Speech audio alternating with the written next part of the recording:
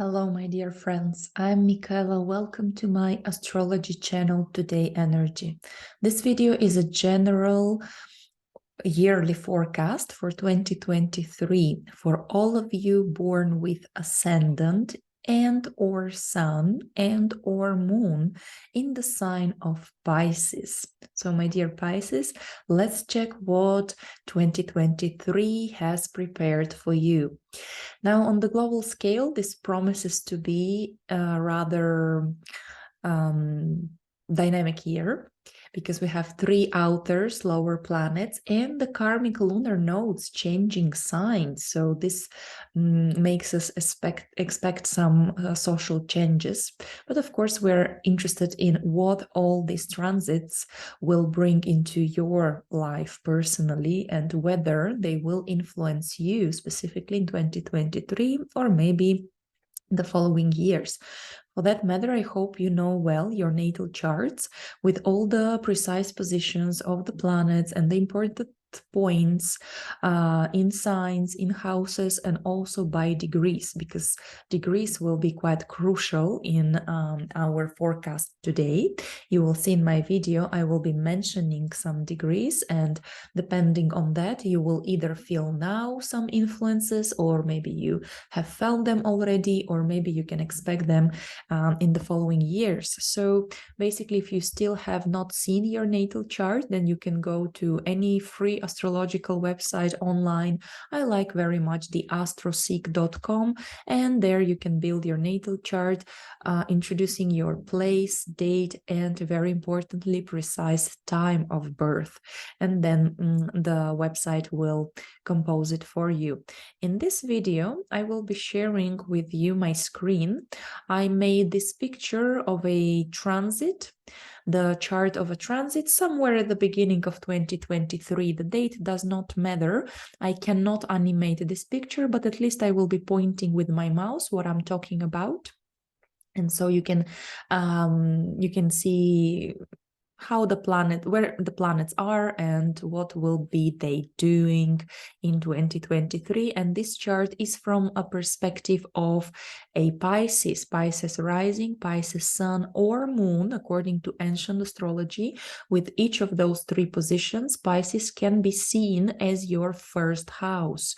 And using the whole sign system, we can build this chart for a theoretical Pisces rising, for example, person, because according to the whole sign system, no matter the degree of your rising sign or sun or moon, the whole Pisces becomes your first house. Then the next sign in zodiacal order, that is in this case Aries, becomes your second house, and so on. We go 12 signs, 12 houses. Yes, I do use this system, which is the most ancient one for my general forecasts. There is no other way I can do these videos, but I must point out that for my personal consultations, I prefer Placidus system, which is much more sensitive to your geographical location and precise time of birth than the order, or rather the beginnings, the cusps of the 12 houses. They might shift significantly. All right, Pisces, so let's dive into this yearly forecast for you. Well, first, let's talk a bit about the planet Mars, because already on the 12th of January, he brings some good news for us. After 2.5 months of being in a retrograde motion, quite frustrating and uncomfortable for Mars, who likes speed, who likes achieving what he wants, who likes to act swiftly with passion. Well, finally, on the 12th of January, he stations to go direct. Now, the days around the 12th of January, 2 days before and after, might be quite intense, I would say, because when Mars is stationary, he, as if from our earthly perspective, as if he does not move at all. So he's very much highlighted energetically on the sky. And that means that, of course, except some passion, we can expect also aggression and conflicts, especially in your case. Try to be more detached regarding home and family affairs, for instance. Try to be more careful when you book your trips or you're traveling, or in court cases, like I would not make some appointment in the court precisely on the 12th if I have the choice, of course. Or also be careful with your financial operations and work. But once Mars starts moving, and slowly but surely he gains momentum, he gains speed, and then all these areas of your life that correspond to the signs ruled by Mars feel rather unstuck.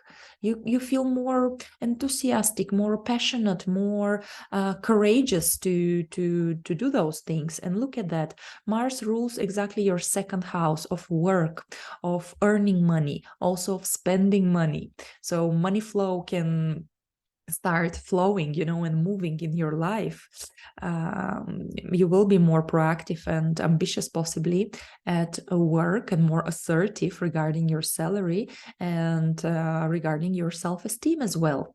Then we see that Mars also rules your 9th house because it's in Scorpio. Well, again, we're talking about court cases that go forward, about your traveling plans, education, going to some conferences, being on the spotlight. Overall, your direction in life, your optimism, your faith is ignited again, and that is wonderful. You know where you're headed to, and that's extremely important, Pisces, to basically to live. Life is about movement, I believe. And we see that Mars does this maneuver in Gemini in your 4th house. He's here for 7 months since August 2022. That's quite a lot of time. So there is a big focus on activities at home. Maybe you're doing some beautification, repairment at home. Maybe you're fighting with some relatives about some inheritance. Maybe you want to achieve some personal freedom and separation from parents, from roommates, and so on. So basically, there is a lot of energy invested in home, relocation, property matters, relationships with parents and family.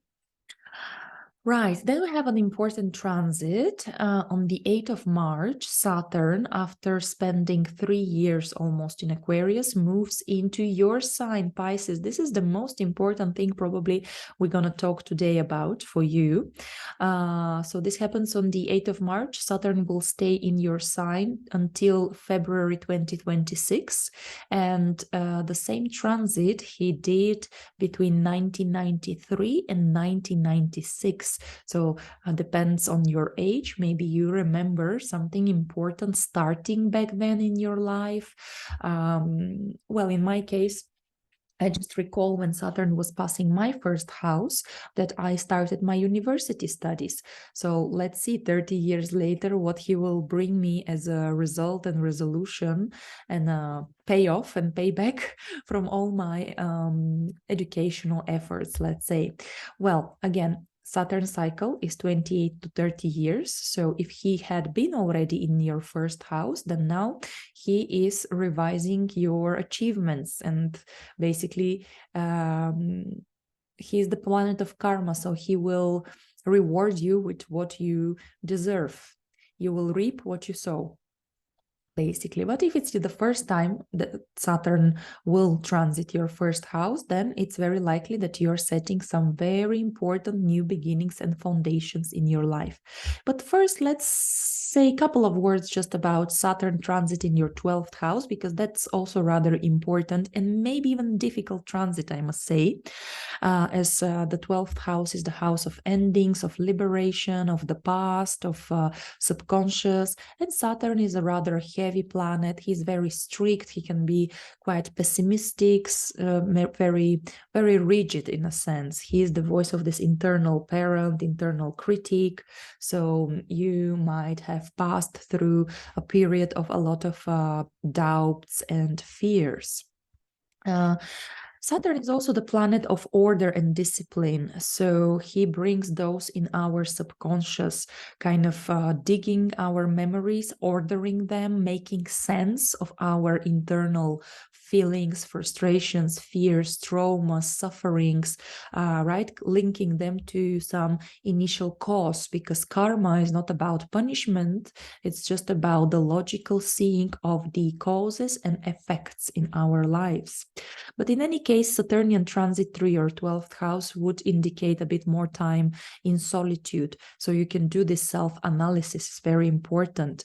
It might be for some of you time of additional melancholy, nostalgia, self-reflection. It serves to settle accounts, so to say, with the past and bring a final end to some experiences, memories, doubts from linked to, say, your childhood, or even if you dig deeper and you do some hypnosis sessions, regressions, going back to some past lives, you can understand how they are linked with you now and what burden you carry with you so far. And most probably you would like to streamline this. You would like to get rid of this burden before Saturn goes into your first house, metaphorically, symbolically representing a renewal for you, a rebirth. So everything unhealthy, everything unstable must go away now while Saturn is in your 12th house. This inner foundations are being checked. Are they supported on sense of fear, insecurity? Are you clinging on something just because you're afraid to let it go? Well, this will be destroyed by Saturn, but he will leave with you the true things for you, for your soul.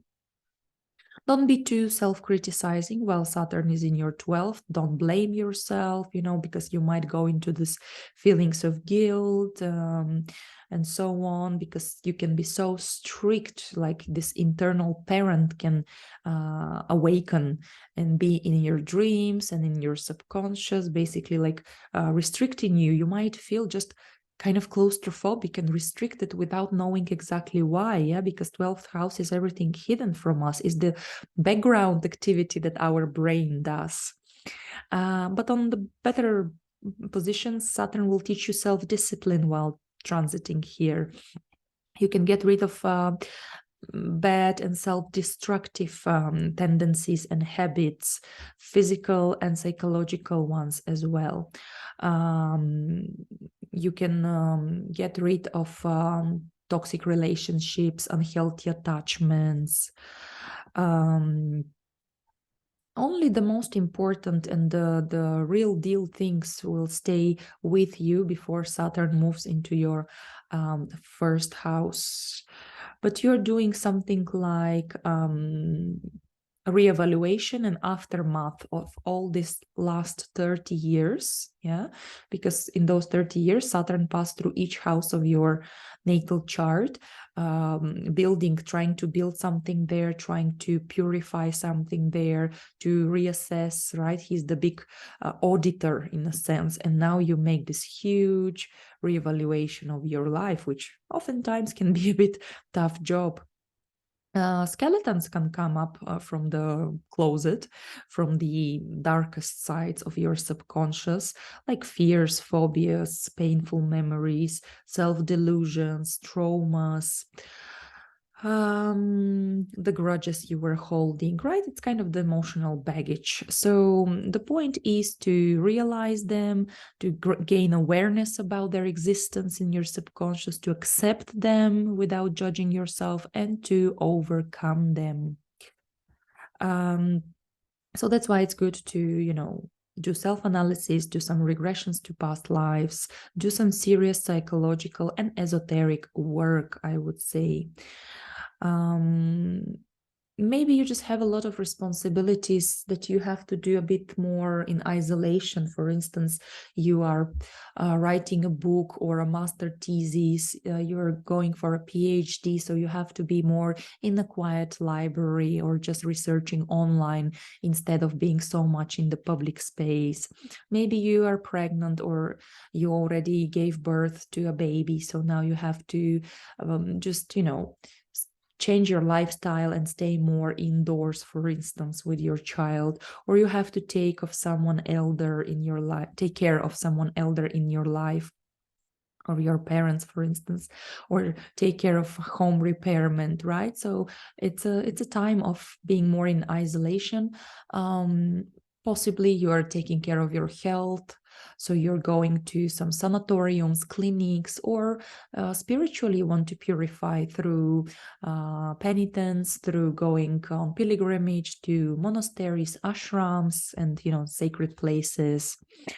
Maybe you are an immigrant, expat, so suddenly you are abroad in a completely foreign land, culture. So again, you are just kind of feeling a bit heavy burden to establish your life there, which is not just fun, right? But you have to first find some acquaintances and so on.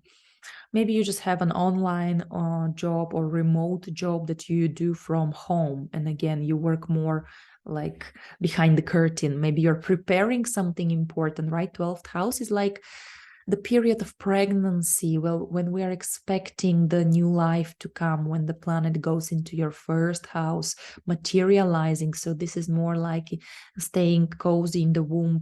It's more either preparation or waiting, keeping, like, storing your energy, right? Not wasting so much energy. Saving, gathering resources, which is great through, of course, spiritual practices, esoteric psychology, retreats, ashrams, monasteries, pilgrimages. Try to stay more like a detached observer. Anyway, Saturn in the 12th will not allow you to be extremely emotional, but more like self-disciplined, frankly. It's a great time to do some serious charity work, to become more humble, to accept things, forgive things. If you do some arts and creative work, because this is also 12th house, then it might be more structured. You might like something more geometrical, more material, like produce something material, or using more like black colors, let's say, like black and white sketches. Or you might like doing some pottery or architecture. This is more like the style of Saturnian art, I would say. Yeah, for some of you, there might be a bit more confusion, anxiety, depressions, claustrophobia, let's say, like feeling like a ghost somewhere, or going back in time in an old country of living or old home, and something ghosty hunting is there. Haunting. But it's just a period of time, really. You have to know that it's just like maximum. Actually, even more important is when Saturn transits your 12th house cusp. If you work with Placidus system, okay, then you will feel it the most. So it can last maximum a year or so. In my case, with Saturn conjuncting my 12th house ruler, I really changed my residence. I came back home after many, many years, 9 years abroad. So I did feel like a ghost in a ghost town, because of course the city was on one hand the same, but I was different. At the same time, my friends were already gone away, different people, and so on. So it was a time of loneliness. It was a time of deep psychological work, because I started having panic attacks, and they were linked to unlocked claustrophobia. And I say unlocked because Saturn just digs out what already was buried in your subconscious as a memory of your soul or of your body. And in my case, I got to know that I was born with suffocation by this cord, the umbilical cord. And so you see how this information came to me from my mom. And at the same time, this actually was the physical reason for me being prone to experience claustrophobia and like lack of air and difficulty of breathing whenever I'm more under stress. And so I have to perform some serious psychological work to overcome these states. And remember that before any new rebirth, there must be this time of dissolution. So dissolution of the past things that you don't want to carry anymore with you in your new life, right? So Saturn in the 12th is like a liminal space, it's like a transitioning stage. And then on the 8th of March, remember, Saturn goes into Pisces. Now I must say that he will reach till the 7th degree of Pisces in 2023, okay? So what I'm talking to you now about, you will feel it in 2023 immediately if you are the early born Pisces, or your rising sign, moon, right, and sun are between 0 and 7 degree. Well, new life starts for you. Saturn gives you the chance to define your new values and ideas. Saturn is a very serious planet, so he will organize you, like pull yourself together, start planning, start doing strategies, start building the new foundations of your own life and of your own inner core. Like you have the chance to build yourself anew, like this backbone, right? Saturn rules the bones, the teeth, this skeleton structure, the mortar. When you build a building and you put brick above brick above brick, and you have to put the glue between them so they can stay strong for the next 30 years. So you can expect some serious work from now on, because you would like to achieve something material. You see, Saturn actually is a professional planet. He aspires some achievements and respect by others, by the society. So you might suddenly feel a bit more traditional, a bit more ambitious. At the same time, this can come with, of course, feeling of self-doubt. Like, oh my God, what was I doing for the last, I don't know how many years? I was just wasting my time, because Saturn is the planet of time. He's the ancient god Kronos in Greek mythology. Kronos, chronology, time, right? So he will make you stop wasting your time on superficial and mediocre people, things, and plans in your life. You have to be practical, pragmatic, and realistic from now on. And you have to probably prove yourself mostly to yourself. You will want to gain the respect and social status. But don't worry, this is just the beginning. And Saturn is not a sprinter. He's rather a guy who runs the marathon. Remember the cycle. So you will have several important reality checks on your way to your success. And most probably, Saturn will give you this karmic success and rewards, reaping what you sow, when he reaches your MC. That will be like about 21 years later. But of course, you will have some middle stages every 7 years, when he conjuncts the IC, when he conjuncts the descendant, then he will be opposing you, and so life goes with these tests from time to time, stress tests. So remember that no hard work is ever wasted. Rewards eventually will come, so you have to put effort, don't cut corners. Start creating already something sustainable and long-lasting. Slowly but surely, be patient. Most importantly, start growing up, start maturing. Saturn will, in some shape or form, make you take some personal responsibility, face the reality.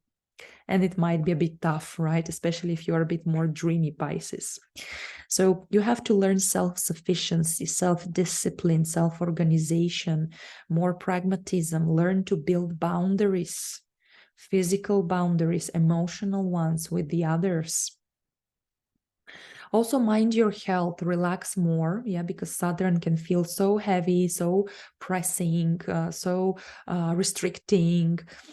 You might suddenly feel old physically. Like usually when Saturn crosses the ascendant, a person might start having this gray hair or problems with the joints, with bones, teeth. So it's important to take good care of yourself, to stretch, because everything you might feel stiffen, and especially your shoulders, because of the weight you suddenly realize that you can carry, either because you start studies, or you start work, or you take a mortgage, or you become a parent, or you build a family, or you take care of elderly people in your life. So this is all burden and responsibility, but it's like the natural things in life, basically.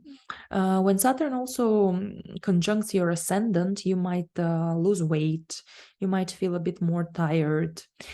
Saturn might teach you to become more economical, more discerning, definitely more practical.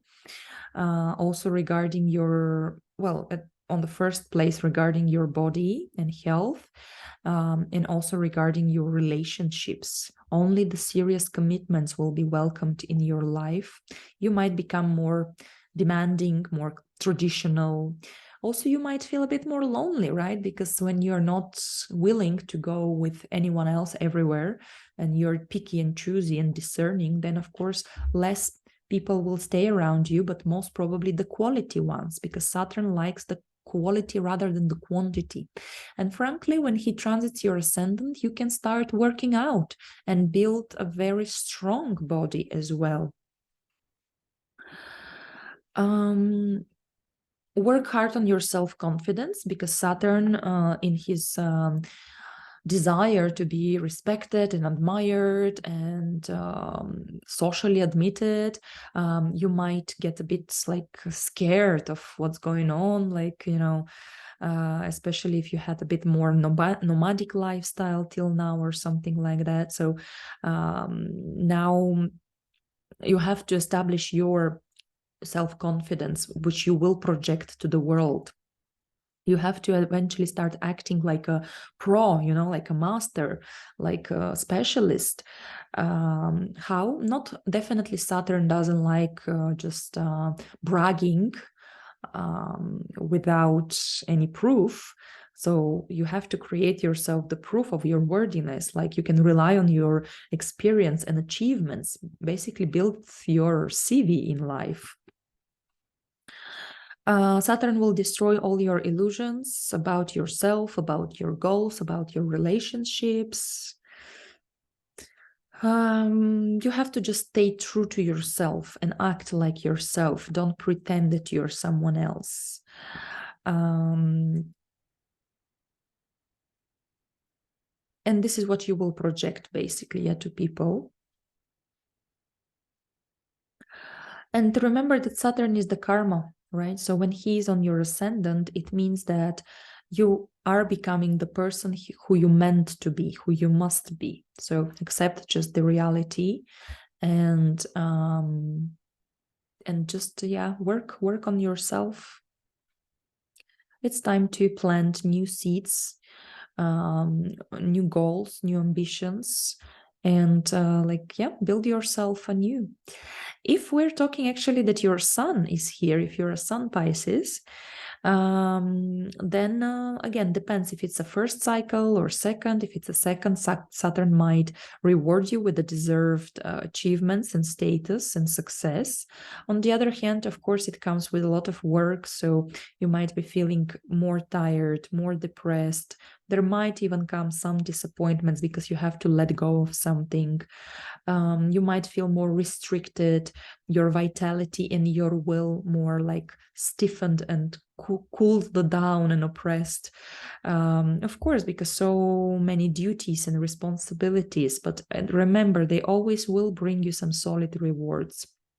And Saturn materializes your efforts in the real world. So it might be some professional achievements, right? Or creating your own company, business, home, children. Saturn teaches you through overcoming challenges, restrictions, obstacles. It's important to learn to be more preserving, and doing it one step at a time. Saturn helps you training your persistence, stamina, create this inner stamina and determination. If your moon is here, it's a little bit tougher story, I would say. According to ancient astrologers, transiting Saturn on your moon. It's called Sadesati period.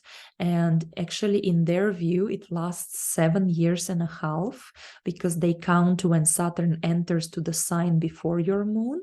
Then, of course, the peak of it is when Saturn is in the sign of your moon, and more specifically when he conjuncts your moon, which can be even in a period of a year if he goes retrograde over your moon and 3 times crosses it. And then finally, the last wave of Sadesati is when Saturn crosses by transit the sign after the sign of your moon, right? So 3 signs counting or having the moon in the middle. And of course, it's a very tough time, tough experiences, period of slowly but surely growing up, maturing, becoming emotionally responsible and mature. But it comes through difficult lessons, through moments of depression, isolation. In my case, again, the Saturn was conjunct my moon for many months when he was in Aquarius. I have Aquarian moon. And you see how that's how it's connected. Aquarius is the sign of breathing, of freedom. And I felt like so chained down with Saturn, like circumstances in my life, making it so narrow and small. So there might be this feeling of isolation, because normally moon wants to connect with people, wants to feel secure, pampered, taken care of, nurtured, and Saturn starves us emotionally in a sense, or maybe even physically. So again, it could be the time of slimming down, but hopefully in a healthy manner, right? It's possible through discipline, through fasting, through diets. Yes, Ekadashi and so on, you can do it. But also be aware of eating disorders, of feelings of guilt, of frustration. Saturn is sobering up, honestly. If you have lived in some illusions or self-deception, Saturn is a great planet, because suddenly you face the reality and you're not longer a needy child. Maybe with Saturn over your moon, you can become a landowner, property owner, mom, become a parent. But it's some people suffer this postpartum depression even with Saturn over moon. It's not like they don't love their children, but it's just hard new life routine and circumstances. Maybe you have to take care of some elderly woman in your life. Just avoid self-criticism, falling into depression, and don't build this protective armor around you. Just stay true to your own desires and feelings. It's still a good idea to practice, of course, empathy and charity and so on. Don't close yourself from the world, just because the world for some time, maximum a year, can feel a bit more cold and rigid. It's good to help you organize and understand your subconscious, your emotions. It's good, again, to attend psychologist in this time.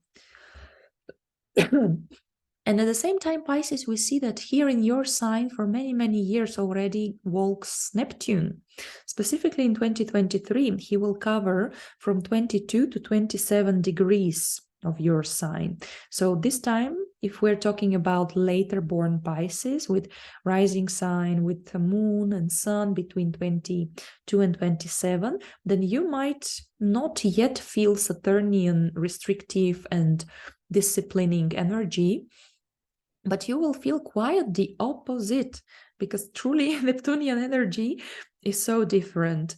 It's just so gentle. It's just so dreamy. Maybe you're more prone to spacing out, to daydreaming. Neptune is happy in your sign. He's your modern ruler. So I hope he just pours blessings on you, in the sense that you become almost like a medium, like a psychic. You just feel your surroundings, you're merging with other people. And in this case, it's very important to be with, possibly with positive people, with people empathic as well, right? Because otherwise you're just like a radio which picks all the signals around, and then you might be very confused about what are your true emotions actually. For the earlier born Pisces, this had happened already some years ago. Neptune is a very slow planet, right? So he spent some decades in a sign. And Neptune definitely makes you much more intuitive, much more compassionate, much more creative. So it's a great transit for artists, actors, dancers, singers.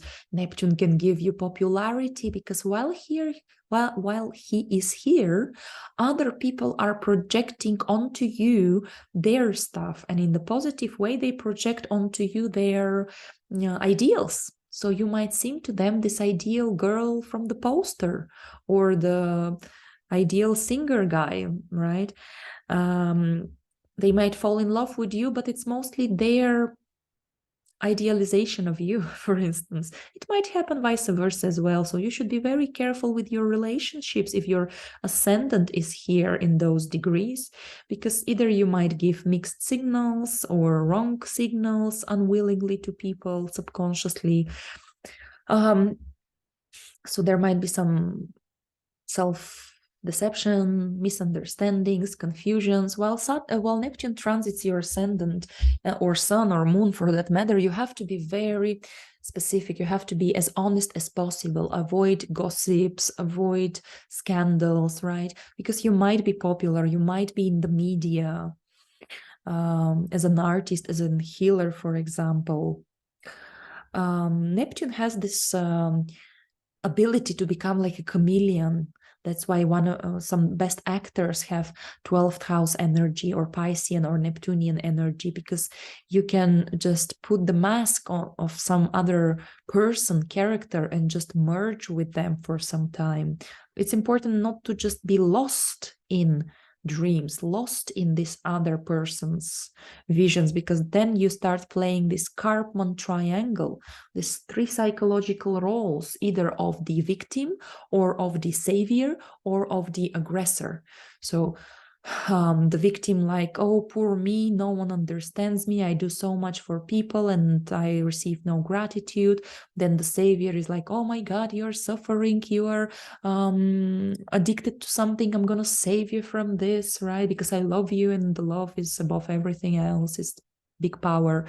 But especially if you deal with people with addictions, I hope that you are a doctor, toxicologist, or psychologist, or psychiatrist, because otherwise it's just a bit of a lost cause. If just purely relying on love, you want to save someone who maybe doesn't even want to be saved, right? So and then aggressor, because you might start blaming, shaming someone else for something that actually you feel guilty for. So I'm not a professional psychologist, so it's very tricky moment with these three psychological roles, and oftentimes we don't even realize we actually playing them and running around the same vicious circle. On the other hand, you can totally manifest what you dream of, what you visualize, right? It's a very manifesting power because Neptune has this unconditional faith. You don't need proof. You just need like a dream board or something visually to stimulate you. And you can manifest your ideal partner, your ideal job, your ideal home, if it conjuncts your moon, right, or sun. So dream big, definitely. Sky is the limit here. Explore your spirituality, explore your emotions, be creative, live without prejudices, go with the flow, right? I mean, avoid escapism in its pure form or shape, whether through alcohol, parties, drugs, substances, Netflix, or just escaping in the realm of fantasies, video games, virtual reality. There's so many ways through which you can just avoid real life. So here is the important boundary and border not to cross to, because you might come much more sensitive, especially if Neptune conjuncts your moon here. And it's normal that you want to withdraw, that you want to cleanse yourself, purify yourself at home maybe, or by going more to nature, taking more baths, being near water, working with crystals. Yeah, doing something spiritual, basically. You can do more charity. That also helps. Dancing around, yeah, creating something, expressing yourself through dance, poetry, or imagery. There might be this confusion in relationships. Really, you might be too trusting if we talk about ascendant and taken advantage of. You might be the ideal one for someone, but then eventually maybe Saturn will come here and put you down to the ground and show you the unpleasant reality and truth, basically, and then the pink glasses will be painfully removed. So it's good to try to stay reasonable even through this transit, and be honest with yourself and with others.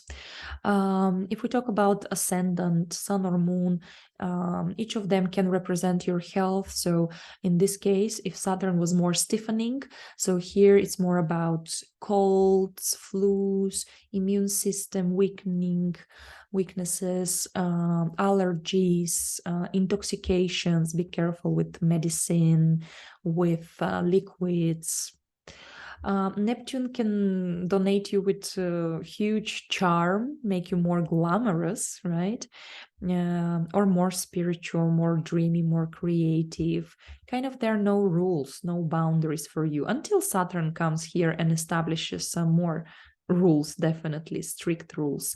And when there are no boundaries, there's so many, I guess, expectations, and then eventually there come the disappointment. So be careful of that. There might be this energy drain, right? So you have to be gentle on yourself. If Neptune conjuncts your sun, wow, there can be this ego dissolution, which process is kind of okay for someone already more spiritual according to your natal chart wiring. This is why it's so important to know your preset conditions, right?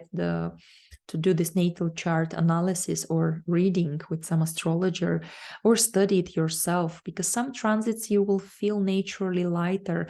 But if you are proud person, ambitious person, achiever, then Neptune here can feel more painful a bit, right? Because you'll have to learn to let go of those things, your goals, your ambitions.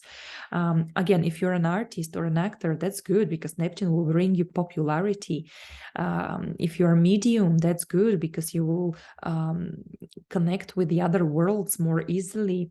You will have more mysterious, mystical experiences.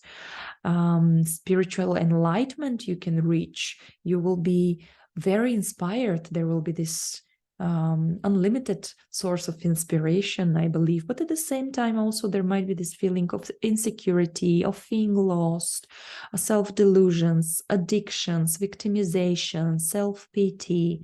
So yeah, it's better to channel all this Neptunian energy through some arts, maybe also through long distance travels.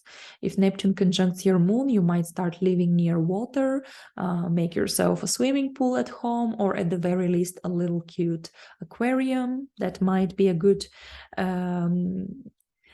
manifestation of Neptunian energy on your moon.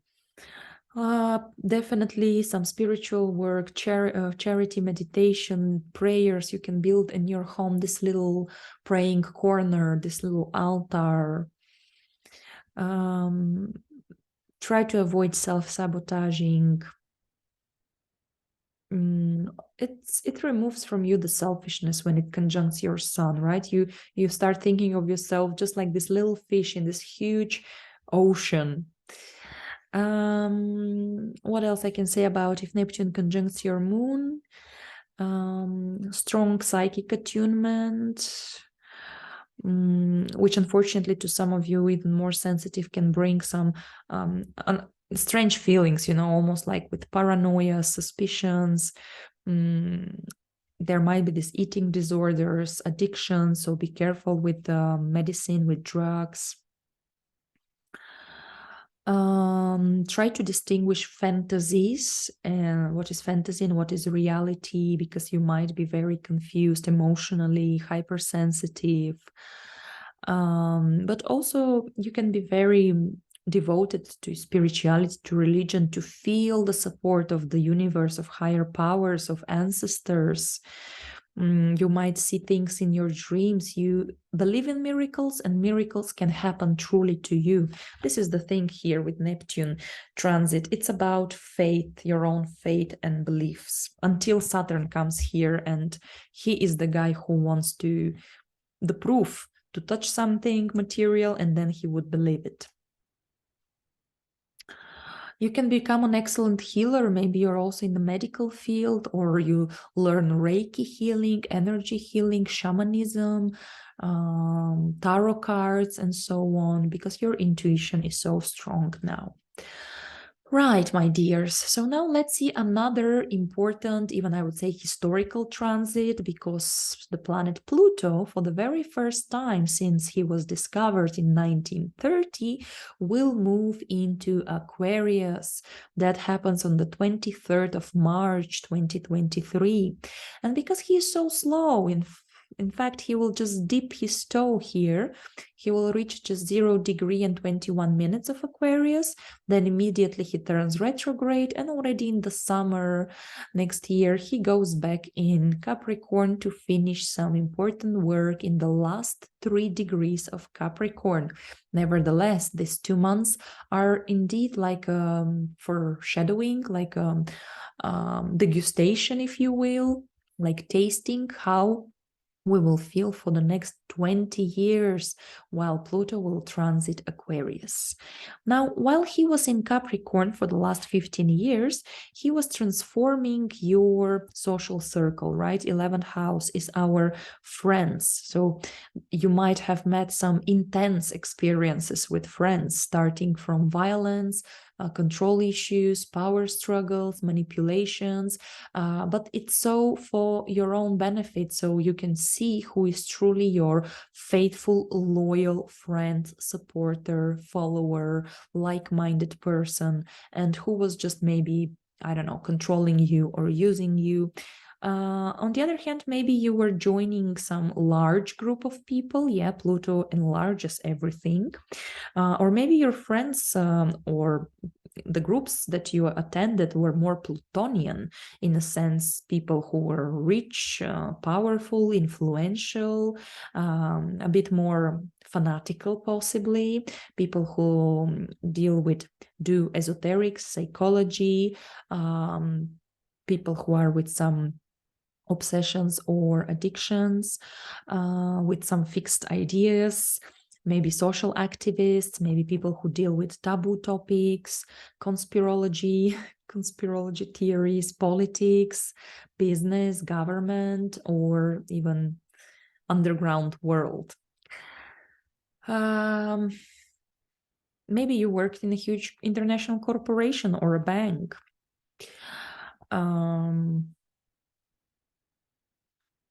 Maybe you did some important for the society social projects, or you did some large investments with other people, some joint this hedge funds and so on. But in any case, also Pluto is quite dramatic. He's like all or nothing. So either you were super popular, maybe even online, there might have been obsessed people with you, some stalkers, faithful followers, or some who tried to ruin down your reputation if you were keeping some secrets.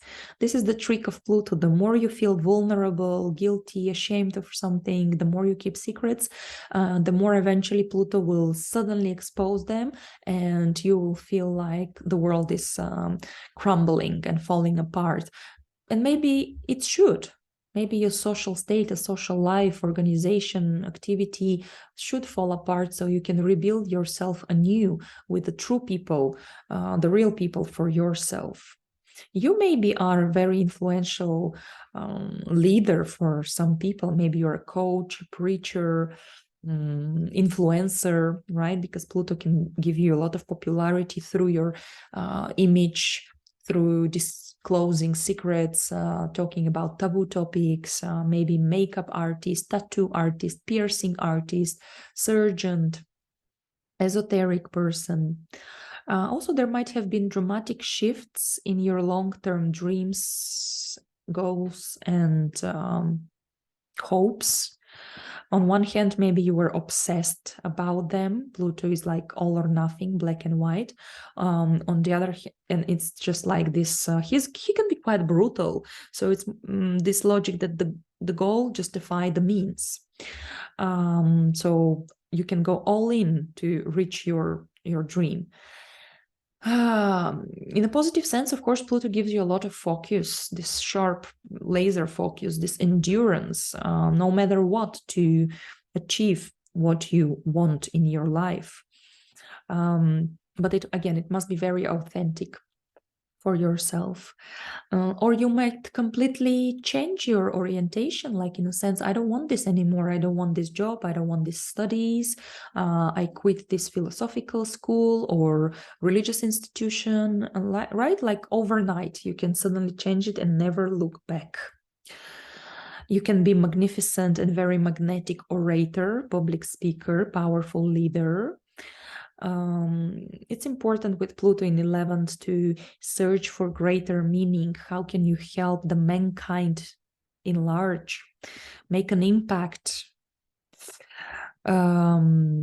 You can be dedicated to some social cause like homeless people, animal protection, human rights, something related to abortions, to sexual violence and harassment, and so on. Pluto can give you in 11th house huge income, big important awards and acknowledgements for what you do with your career professionally, for your public role, your vocation, your occupation.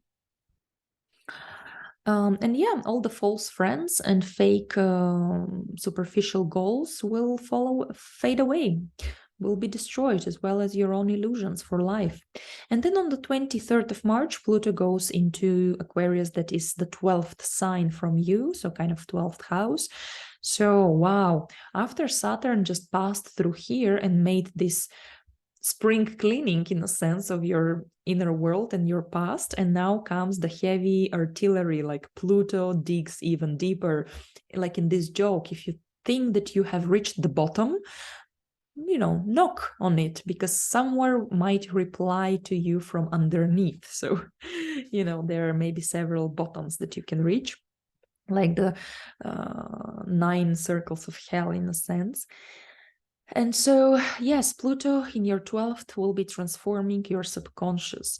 This is the real purge of your past, excreting. Pluto rules the colon, the system that excretes from our body everything old, all this emotional baggage, the toxins from, and you might, by the way, might work even on your physical body, because this is one axis, 12th, 6th house.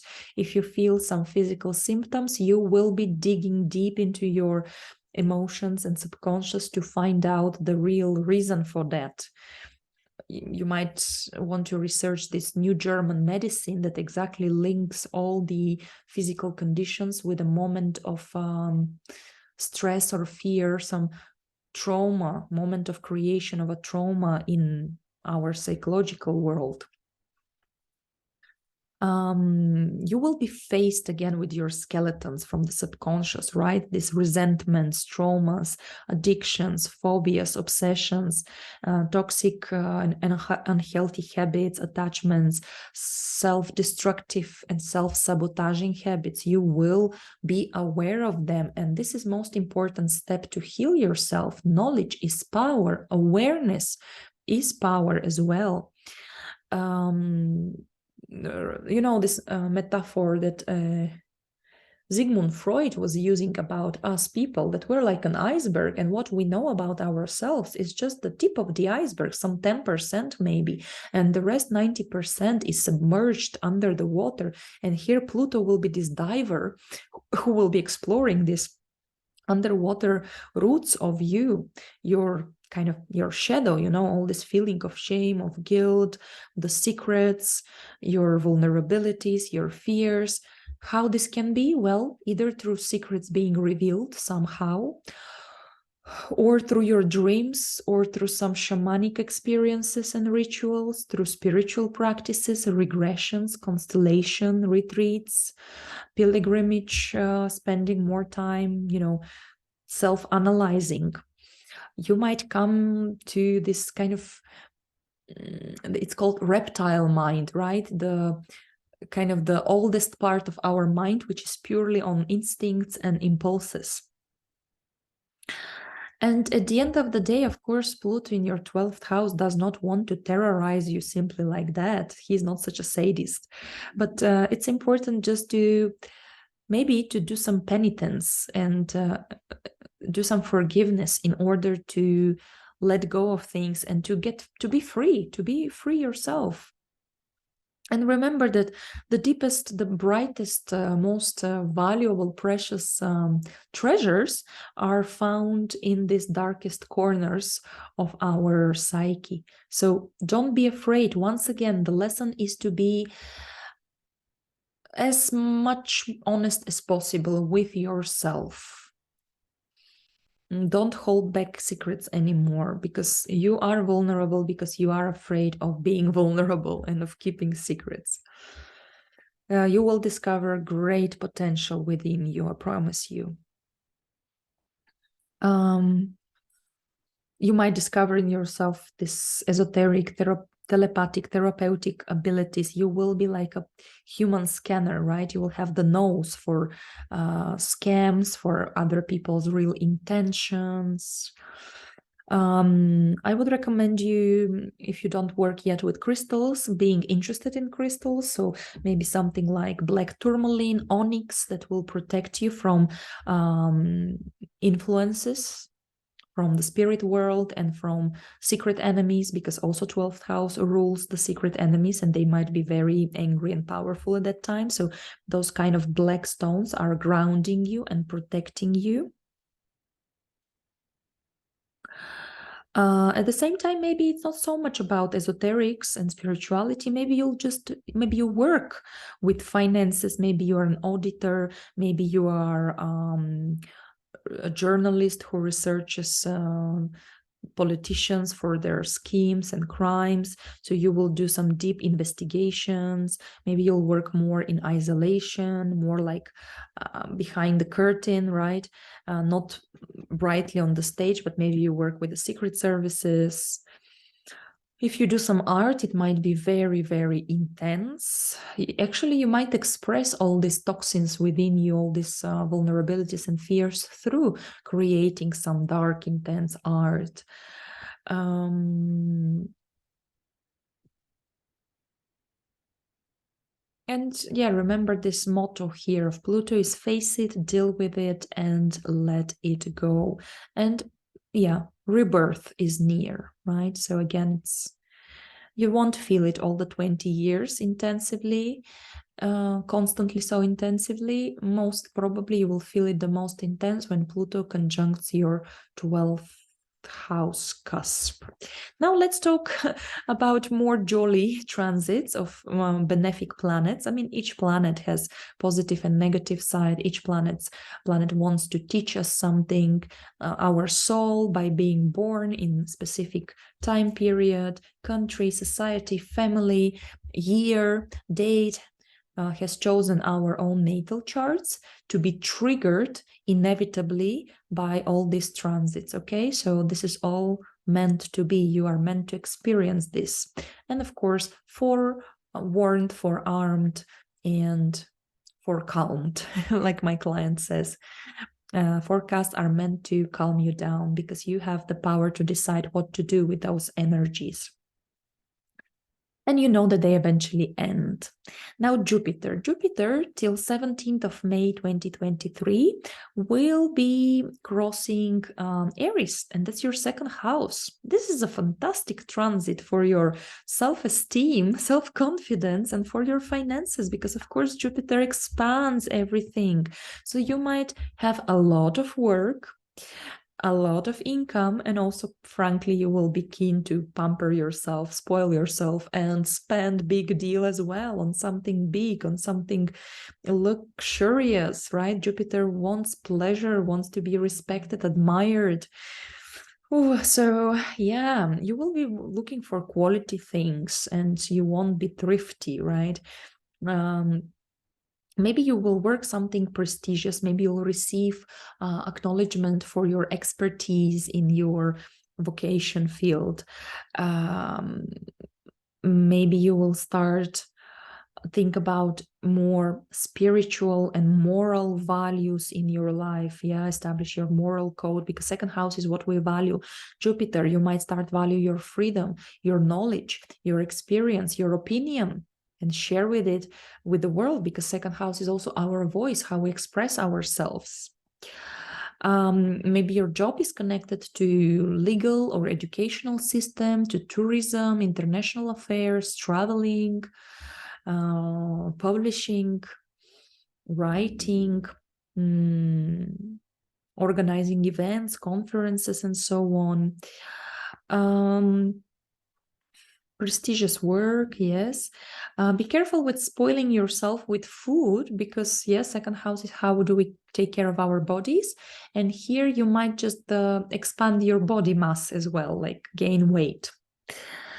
And overall, it's a great transit to improve your sense of material security and material and financial comfort.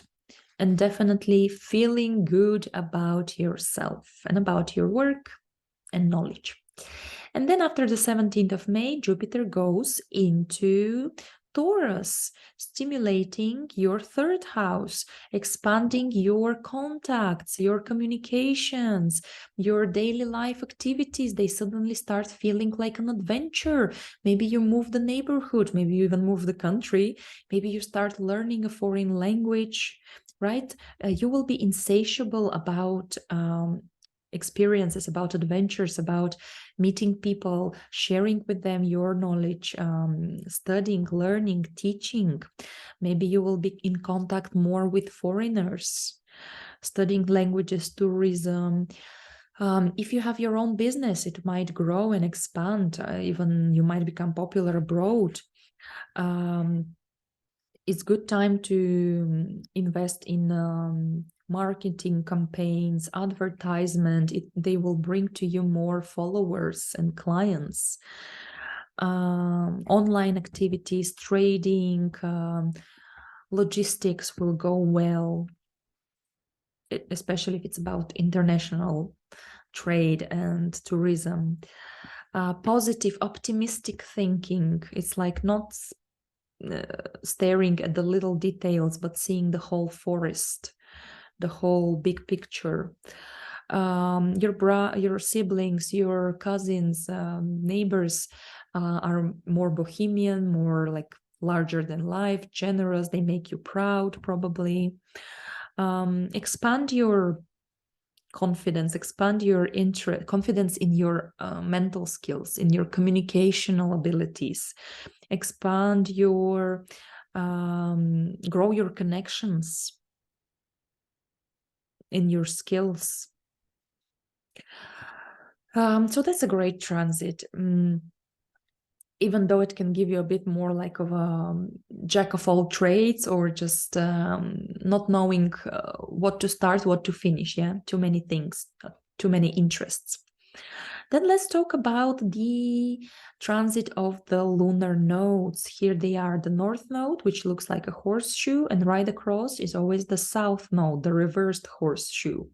They always walk this way across each other, and majority of time, most of the time, they go in a retrograde motion, so in a reversed zodiacal order. They spend 1.5 years in each sign.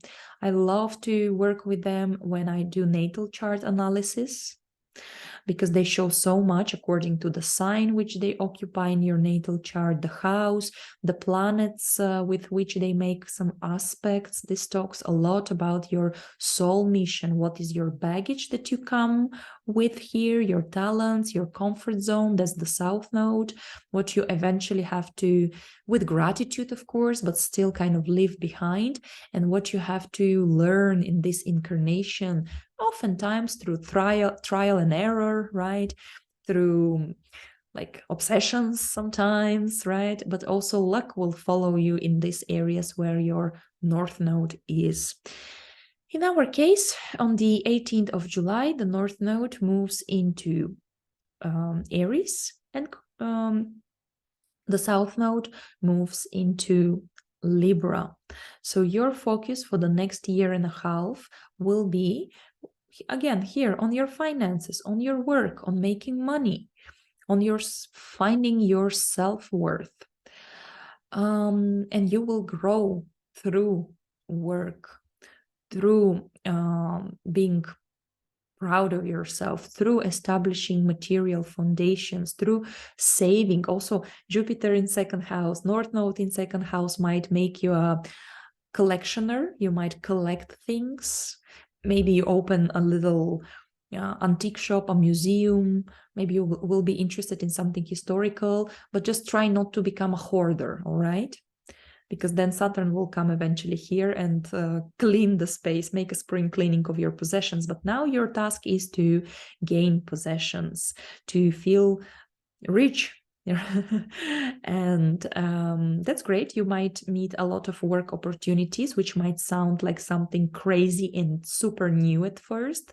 Maybe you will do your own company, your startup. Maybe you will modernize your work environment. Maybe you'll learn some computer languages, some new technologies, something high tech, because Rahu is everything like so new that it seems crazy and out of space for a moment. He has a bit of a Uranian influence. Yeah, Rahu is the Vedic name of the North Node, the mouth of the dragon, the always unsatiable one that looks for the material progress, good status, being fancy, show off. So you will be motivated to earn money, sometimes to cut corners, because the North Node in second house can make you rich and famous overnight.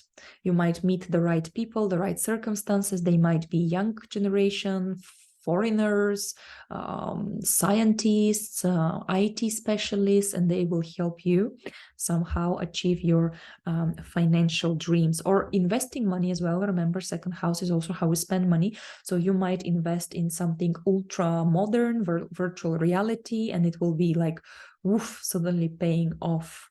But don't be too risky at the same time with money. Maybe it's wiser to invest in knowledge, in education that will help you grow professionally eventually. So you might choose some new, more modern career.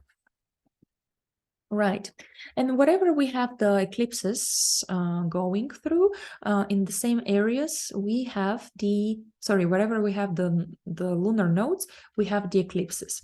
In 2023, we will have standard number of them, 4 eclipses. I'll just briefly mention them now to you in case you want to write them down. But then throughout the course of the year, of course, I plan to record separate videos more in depth about each of these events. So the first eclipse is on the 20th of April. It's a solar eclipse together with the North Node. So it speaks about massive new beginnings at 29 degrees of Aries, squaring Pluto at 0 degrees of Aquarius. That's going to be something. And probably some new financial beginnings for you, new career, new way of feeding yourself, like nutrition plan, diets, boost of your self-esteem while getting rid of some fears maybe that hold you back. So inner transformation that comes out as a success in the material world for you. Then we have a lunar eclipse on the 5th of May, and it's with the South Node. It's going to happen at 14 degrees Scorpio, so your 9th house. So there might be culmination of a court case, or graduation, or finally moving abroad, or ending some international affairs. Then we have another solar eclipse on the 14th of October with South Node, though, and with Mercury. It happens at 21 degrees Libra, so there might be an energy of letting go of some old psychological fears, finishing some financial business matters, paying off your debts, your taxes, maybe signing contracts with banks to get mortgage, loan, scholarship, and so on. Then on the 28th of October, we have a lunar eclipse with the North Node at 5 degrees Taurus. And this is your third house. So end of education, finishing document paperwork, becoming popular online, finishing a moving process, moving somewhere. Right, then I should say a couple of words about Venus. She is not here on this chart. She is a fairly fast planet. She moves through each sign in about a month. But in 2023, Venus will spend 4 months in Leo, 4 times longer, from the 6th of June till the 10th of October. And of course, Venus brings love, peace, harmony, money, in this case, in the area of work and health for you. So there might be wonderful relationships with your employees, colleagues, managers. You might invest money into your office, into hiring people at work, or people like workers, nannies, cleaners, someone who can help you at home, possibly decorators. Maybe you'll hire someone who can help you refurbish your home, make it more beautiful. You will be earning more money if you're in the service field. Let's say if you're a cleaner or if you're a nurse, for instance. Love, you can meet love at work. There can be this romance in the office. Regarding health, with Venus in the 6th, like with Jupiter in the 2nd, you might be more prone to spoil yourself, especially with something sweet. So while Jupiter more represents the liver and the fats, Venus is about kidneys and sugar, diabetes. So be careful with this here. Maybe you will check your kidneys. You will meet maybe lovely women with whom you will do some pleasant daily or weekly exercises like Pilates, aerobics, yoga. You know, it will be pleasant for you, not like a burden to take care of yourself, of your health, of your well-being. Establish some more pleasant daily routine, how you go to work, what you eat, when you go to sleep. Maybe you will make your dormitory more cozy so you can relax better there. If we're talking about healing, it can be through spa, massages, cosmetic procedures, you know, this kind of draining the toxins somehow. Basically, I'm positive that with Venus in the 6th, you should feel good about yourself, about your work, earn good money, do some vocation, some profession that it's pleasant for you, that you feel appreciated, most importantly, at work. And for this matter, actually, why Venus is so long in Leo, because she will be retrograde here from the 23rd of July till the 4th of September. And I must warn you then that when Venus is retrograde is not the best time to start new Venusian projects, like for the first time to go for some cosmetic procedures or plastic surgery, to start a relationship, to sign a work contract, to invest money, to buy something expensive, especially if it's a sudden hinge, if it's like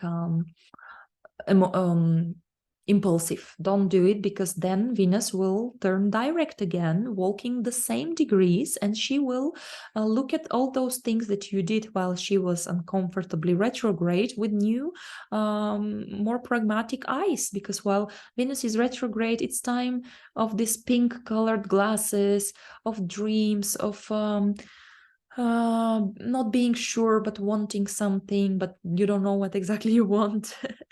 And things might not be the same as they not be the way that they seem to be.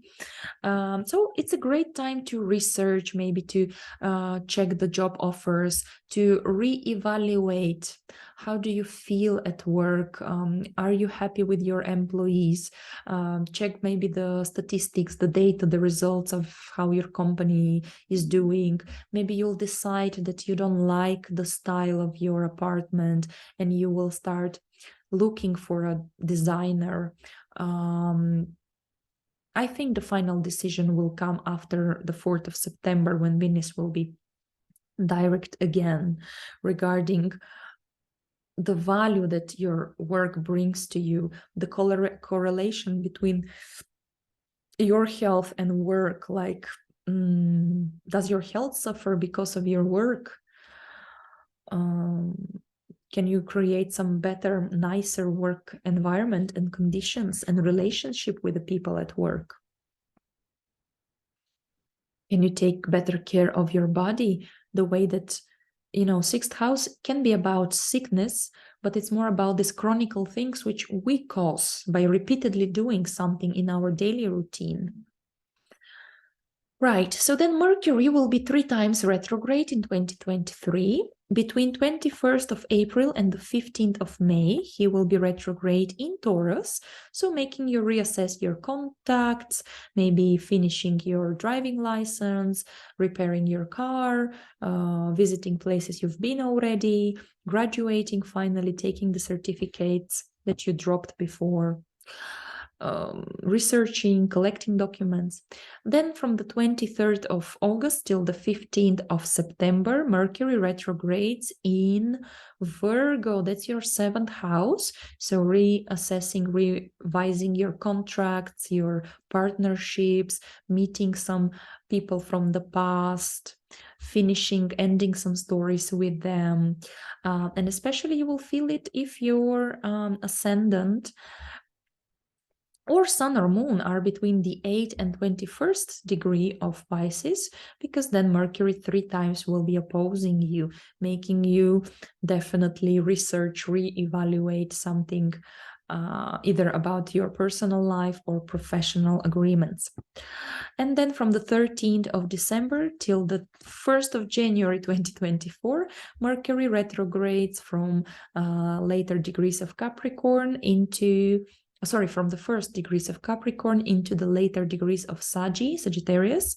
More specifically, if your MC is located between 23rd degree and 30th degree of Sagittarius, so the last 7 degrees, Mercury will be crossing it 3 times, making you reconsider your professional commitments, your aspirations, your role in the society, and your status. Maybe you'll be dealing with documents about divorce or marriage or relocation, or you will be applying for a better or different new position at work. Wow, dear Pisces, and you see what we can see on this chart is all these slow-moving planets that so much influence us for months, sometimes for years, is that they all move through your left hemisphere. Wow, so that speaks a lot about your own willpower. You don't have to depend on others' judgment, opinion about you, suggestions. You can make your own destiny with your own hands. Very strong willpower. And this is what Saturn in the 1st house teaches you. This is what Pluto in the 12th wants you to get rid of, all self-sabotaging fears and doubts, and become mature, become adult, become responsible, still keeping your faith, right, with Neptune here, because first step for achieving something for me is imagining it, and Neptune helps you believe and imagine and have vision, the same way that Jupiter and the North Node, they help you act and achieve financial, material success through business, through contacts, through online activities, through learning some important for you skills that will help you develop and maybe develop even professionally. You see, and Venus in the 6th house also wants you to make your health and work a pinch nicer, better, and feel better there, feel valued, appreciated. So overall, I would say very interesting year for you, dear Pisces. And of course, this is a very general forecast, but you see, I'm trying to make it as personal as possible. But let me just mention that I do offer private astrological consultations. I offer two types of services. The first one is the natal chart analysis, and I would recommend it definitely as a first service with me if you have not yet visited an astrologer, you have not yet discussed your natal chart, or even if you did so, maybe you prefer to from time to time visit different specialists who can give you their personal professional point of view on your natal chart. Why it is so important to start with this, why you can even do it just once in your life, because your natal chart is unique as your fingerprint. It is the very special moment of you entering physically into this world. But you remember, it's not like we have souls, it's our souls that have bodies. So I read in the natal chart all the soul mission, the soul plan for this incarnation for you. That's why the soul chose to be born in Seattle on the 20th of April at 11:45 p.m., right? It's very significant because it wanted for you to pass all these transits eventually in your life, and not other transits that other people will pass. I mean, the transits are the same in the sky, right? But they trigger our natal charts differently. And we react on everything in life differently according to our inner wires. I call them wiring. You see, I'm a follower of psychological astrology. I'm not a fatalist astrologer. In my readings, you will not hear some specific dates, like when you will get married, how many times, how many children, what type of dogs, cats, when you will get sick and what you will die from. I believe it can be also studied and read from the natal chart, of course, but it's very fatalistic. I do believe in the power of the human will, personal will, and that everything in life is just yeah, some people call it destiny, but destiny is also based on our own character. The character is based on our family life and environment, on what we have learned from childhood, through experience, right? And yes, the natal chart can help you see this inner wiring, your emotional level, your needs, your desires. Why do you attract certain situations in life? Why do you live through certain things? What you have to learn through them? What are the challenges on your way to achieve your highest good? Yeah, manifestation. Your talents, your predispositions, your fears, right? And how to deal with them. So it's amazing. I love to really, I call it analysis because I'm truly analyzing each natal chart for about 3 days. Then I have a personal Skype conversation. I'm with a video because I want to share my screen with my clients. I point them their natal chart, what I'm talking about. We discuss everything, and I like Skype because it's not restricting me on time. And my consultations, my natal chart analysis is for 2 hours, right? So you see, I spent 4 days completely dedicated to one single client. It's a very customized service. And of course, 2 hours is also very in-depth conversation, and yet you cannot cover absolutely everything, even in 2 hours, because there's so many things written about a person by the stars in the natal chart. You know, for me, astrologer is like a personal psychologist, lawyer, and translator, interpreter at the same time, because you have to trust your astrologer. You have to share with your astrologer things about yourself. Astrology is not fortune telling. Astrologer does not need to guess what particularly happened with you at what age. I mean, astrologer will ask about this, and it's up to you to share that yes, indeed something like this happened, because we need to dig to the truth of the matter, like where is the dog buried? Yeah, what's the deep subconscious reason for some stuff in your life?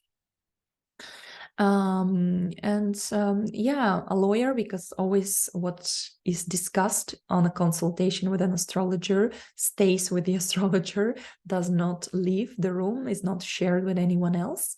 and a translator or an interpreter, because the astrologer translates the language of the macrocosmos.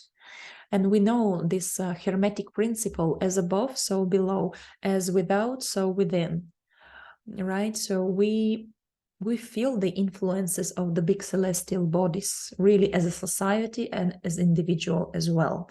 But I am more interested in the individuals, right? That's why I like psychological astrology, and I don't do the mundane astrology that follows the politics, the economy systems, and so on. And then the second type of service I offer is the yearly forecasts. You can order it any time of the year, of course. Some people prefer it at the beginning of a new calendar year. I always look 12 months ahead from the moment of you purchasing it. But for me, it's even more logical if you purchase it kind of before your birthday. Doesn't matter which week, day before birthday anyways. If you ask me, I will check like the time from your birthday to the next birthday. And this is so wise, because for astrology, every moment of your birthday is like a new revival, rebirth. It's a new, energetically new matrix, new year for you. Every year, personally, it's very personal this year. It's not for the whole society. Yay, 1st of January 2023, right? No, it's personally for you, for your body, for your mind, for your soul. Comes something new you have to live through. When I do my forecast, I work with different astrological techniques like profections, for instance, and they state that every birthday, a different sector of the natal chart, segment or house of the natal chart, even several of them are activated, and the planets there, what they rule in your chart, right? So I have to write down those things. I don't do this consultation verbally. I prepare 10 pages Word format file. It's like a manual in a sense. It's like a report, like a client once said. Usually then clients print this document out, 10 pages. You underline important periods I point for you, dates, how long it might last, what are the possibilities it will bring to you as a feeling, as outside circumstances. You see how every planet has so many layers of interpretation. Like the moon, it can be emotion, place of living, your mom, your grandma, your sense of security, eating habits, the body, the health, right? So many things. And I want to point all of them out because, once again, I'm not predicting, I'm not making you do something or don't do something. So questions like, oh, will I stay next year with my boyfriend or not? Well, ma'am, it's up to you. Do you want to stay with your boyfriend or not, right? If you decide, maybe your boyfriend will decide, that's true. But I mean, astrologers should not deprive you from your own willpower and decision-making qualities and abilities, okay? So basically, yes, it can be like a forecast, weather forecast. You might see that next year in May, there will be a rainy season, stormy season for you. And if one person would rather decide to go to dance under the rain because just so you love, because for you it's inspiration, because you're a more creative person, and then you might meet like another soulmate dancing under the rain and just form a couple, right? So this can be a point out as possibility as well in the forecast. But on the other hand, for another person, the same rainy season in May might mean a hard work to prepare for it, because let's say you realize you have a hole in your roof. But again, it's up to you. Will you put the effort? Do you have the money to repair this hole? Or you don't, and actually it will flood you, right? And there will be kind of spendings later on repairing your home anyways. So it's very interesting. And yes, you will know the general tendencies and more or less, again, what to expect, what to prepare for, how to use in the best possible way everything that the universe throws at you. Oftentimes it's a mixed bag. It's not only black or white. And even the hardships can make you, you know, universe can give you lemons and you can make lemonades out of them at the end of the day, right? So forewarned, forearmed, and calmed down as well. So dear Pisces, I leave in the description below the video my contacts, my Facebook and Instagram account. You can follow me. I do post there some little articles about main astrological events.